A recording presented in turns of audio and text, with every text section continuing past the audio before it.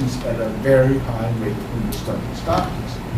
So cardiovascular disease only 16%, that was not good, doing so fast in the beginning, and then we eventually got 60% with cardiovascular disease and diabetes, which is quite satisfactory given the circumstances. So how did a SCOUT patient look? SCOUT patients are not young, average age in the 60s. Some majority are male. Given the countries where the studies took place, you have what is ethnically white, nearly all patients. They were quite heavy, in 90 kilos, many some more. They had body mass indexes about 30.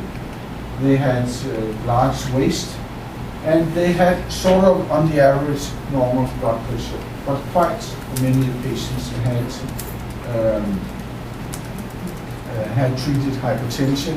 And one simple thing to remember from this trial is that 80% had diabetes, 80% had cardiovascular disease, and 80% had hypertension. So, what happened during the first 6 weeks of this trial? Well, everyone was in treatment, so there's no placebo group, and actually 2.2 kilos were lost on average during those 6 weeks. That's quite impressive. That's really a lot of fat for the whole population. And then what happens as the trial goes on? Now you have out to the left, you have the weight of patients, and the x-axis out is the trial as the trial progresses to the final, to the end.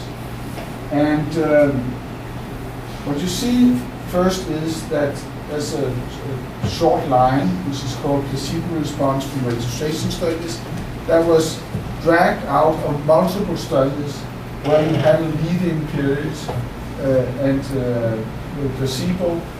And just to say that we would expect sort of nothing to happen if patients have weight losses and give them increase in HDL. So, starting with the primary endpoint, remember it was a composite of cardiovascular death, myocardial infarction, stroke, and resuscitated cardiac arrest. So there was an increased risk of the primary endpoint,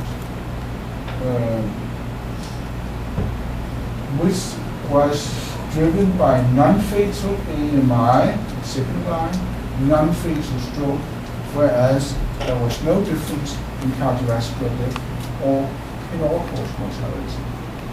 And you can see with the error bars that increase in the primary endpoint, non-fatal AMI and non-fatal stroke, they are statistically significant.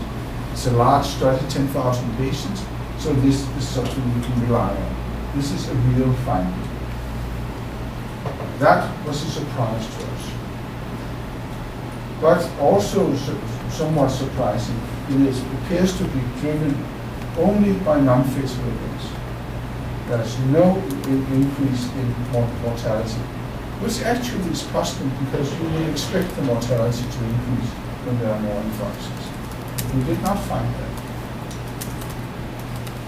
Now, when you look at this result, just going back to this slide, you will see that the increase in the primary endpoint is 16%. But it's important that this is relative risk.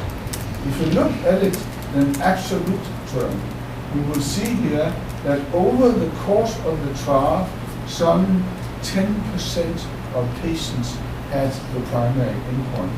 And the difference between placebo and sibutramine is roughly 1%. So the increase in risk of myocardial infarction, stroke, or cardiovascular death is 1%. It's a very small